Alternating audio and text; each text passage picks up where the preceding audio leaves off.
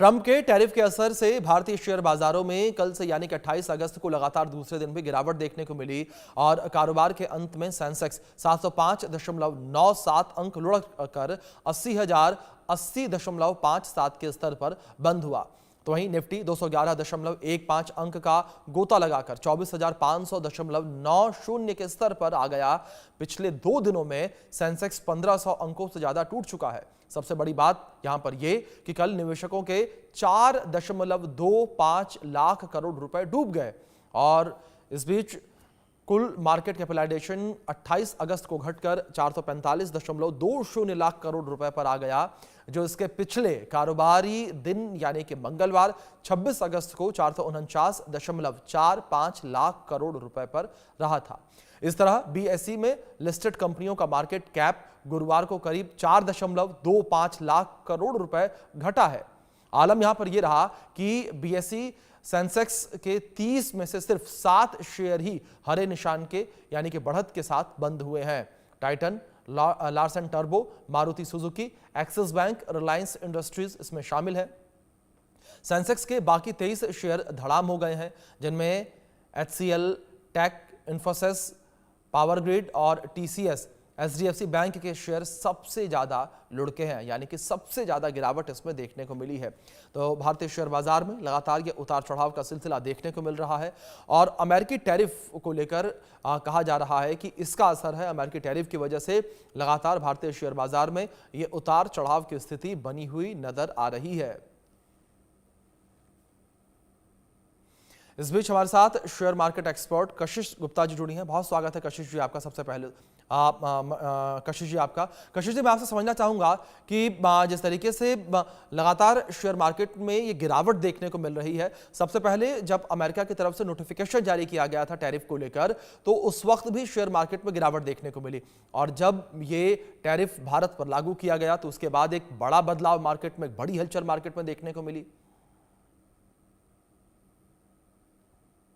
जी देखिए, मार्केट जो है हमारा सेंटीमेंट्स बहुत इस टाइम मिक्स सेंटीमेंट्स है। अभी समझ नहीं आ रहा कि मार्केट किस तरफ जा रहा है। पिछले 2 ट्रेडिंग सेशंस में अगर बात करें तो लगातार निफ्टी में गिरावट आई है। निफ्टी सेंसेक्स दोनों कल लो पे बंद हुए हैं और कुछ ऐसे सेक्टर्स है जहाँ पे इसका अफेक्ट आना नहीं चाहिए, स्टिल वहां पे भी shares most of the companies के डाउन है। तो अभी जो समझ आ रहा है बात ये है कि सिर्फ और सिर्फ टैरिफ का खेल नहीं है ये, इसके पीछे और भी फैक्टर्स हैं। जैसे कि पिछले पूरे अगस्त के महीने में जो एफआईआई की बिकवाली रही है वो लगातार हाई पे रही है और पूरे अगस्त में एफआईआई ने काफी सेल की है। वो तो ये अच्छी बात है कि डीआईआई साथ ही साथ जो डोमेस्टिक इन्वेस्टर्स हैं वो भी उतना ही खरीद फरोख्त कर रहे हैं। पर जी सिर्फ और सिर्फ टैरिफ का खेल नहीं है ये, इसके पीछे और भी फैक्टर्स हैं। जैसे कि रिलेटिवली हाई वैल्यूएशन काफी टाइम से चल रहा है। पिछले पूरे साल मार्केट काफी हाई पे रहा और अब ये कंसर्न आने लगे हैं कि क्या इतना हाई वैल्यूएशन, जो अर्निंग्स आ रही हैं, जब रिजल्ट्स आ रहे हैं कंपनीज के, तो क्या वो हाई वैल्यूएशन जस्टिफाई करता है उसे।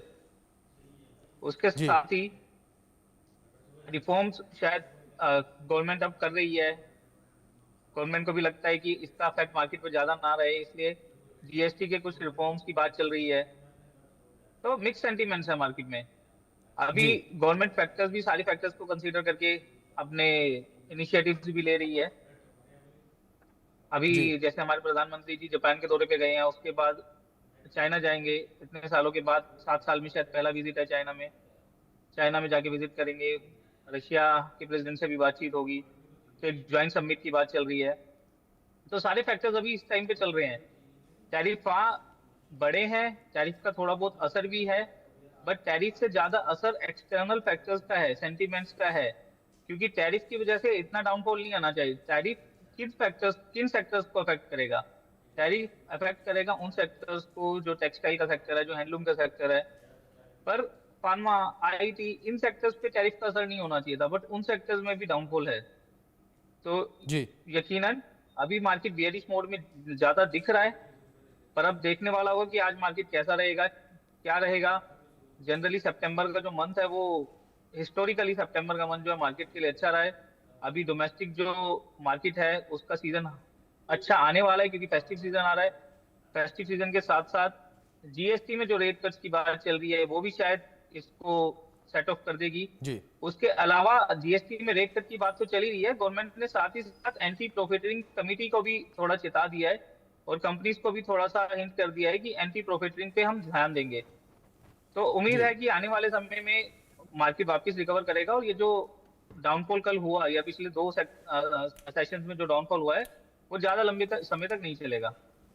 जी बिल्कुल कशिश जी, जिस तरीके से आपने ये जिक्र किया कि लंबे समय तक यह प्रभाव पड़ता हुआ नजर नहीं आएगा, जाहिर तौर पर जो निवेशक हैं उनके लिए राहत भरी खबर होगी, राहत भरी जानकारी होगी कि लंबे समय तक उन्हें ये घाटा नहीं देखना पड़ेगा। बहुत शुक्रिया सर आपका जुड़ने के लिए, अपना कीमती वक्त इंडिया न्यूज़ को देने के लिए।